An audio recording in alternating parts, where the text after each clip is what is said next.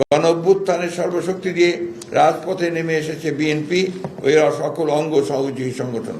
July গণহত্যায় 13 August পর্যন্ত সমগ্র বাংলাদেশের শহীদ হন 875 জন মানুষ।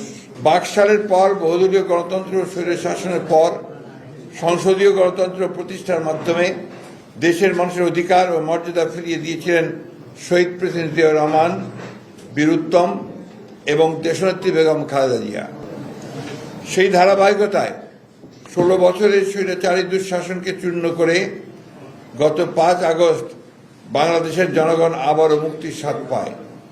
গণতন্ত্রের পথ সুগম করে অসংখ্য ব্যক্তি ও পরিবার রয়েছে যাদের বছরের পর বছর ধরে ত্যাগের মহিমায় আমরা ফ্যাসিবাদ মুক্ত বাংলাদেশ পেয়েছি। বিভিন্ন প্রতিবেদন অনুযায়ী জুলাই গণহত্যায় 13 আগস্ট পর্যন্ত সমগ্র বাংলাদেশের শহীদ হন 875 জন মানুষ, যার মধ্যে কমপক্ষে 422 জন বিএনপি রাজনীতির সঙ্গে জড়িত।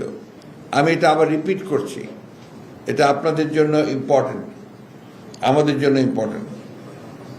গত 13 আগস্ট পর্যন্ত সমগ্র বাংলাদেশের শহীদ হন 875 জন মানুষ, যার মধ্যে কমপক্ষে 422 জন বিএনপি রাজনীতির সঙ্গে জড়িত। দেশ জুড়ে শহীদ হওয়া সকল শ্রেণী পেশা রাজনীতির মানুষগুলোর বিশাল অংশ যে বিএনপি নেতাকর্মী, এটি কোনো বিচ্ছিন্ন ঘটনা নয়, বরং আমাদের সুদীর্ঘ রাজনৈতিক সংগ্রামের অনিবার্য ফল। পোশাক শ্রমিক কিংবা রিক্সা চালক, পাবলিক কিংবা প্রাইভেট বিশ্ববিদ্যালয়ের ছাত্র, বাম কিংবা ডান আদর্শের অনুসারী, সকল মত ও পথের রাজনৈতিক কিংবা অরাজনৈতিক ব্যক্তি, হতাহতের পরিচয় যাই হোক না কেন, প্রতিটি প্রাণের মূল্য ও রক্তের মর্যাদা সমান।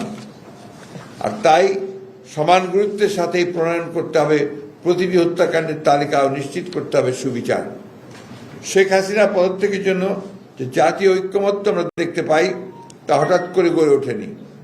এটি মূলত অবৈধ সরকারের অত্যাচার, অবিচার, দুর্নীতি, দুঃশাসন, বঞ্চনা, অবজ্ঞা ও শোষণ নির্যাতনের বিরুদ্ধে মানুষের পুঞ্জীভূত ক্ষোভের বহিঃপ্রকাশ। দেশের প্রধান রাজনৈতিক দল হিসেবে গণ আকাঙ্ক্ষার প্রতিফলন ঘটিয়ে গণ অভ্যুত্থানের সর্বশক্তি দিয়ে রাজপথে নেমে এসেছে বিএনপি ও এর সকল অঙ্গ সহযোগী সংগঠন। আন্দোলনের কৃতিত্ব নিয়ে রাজনৈতিক ফায়দা হাসিল নয়, বিএনপির উদ্দেশ্য ছিল সর্বস্তরের নেতা কর্মী সহযোগীদের অংশগ্রহণে গণ অভ্যুত্থানে সাংগঠনিক ভূমিকা রেখে ফ্যাসিবাদের পতনের মাধ্যমে একটি গণতান্ত্রিক বাংলাদেশ প্রতিষ্ঠা করা। আর তাই বিএনপির যে 60 লক্ষ সদস্যের নামে ফ্যাসিবাদের সময় মিথ্যা মামলা হয়েছে, তার সুবিশাল অংশ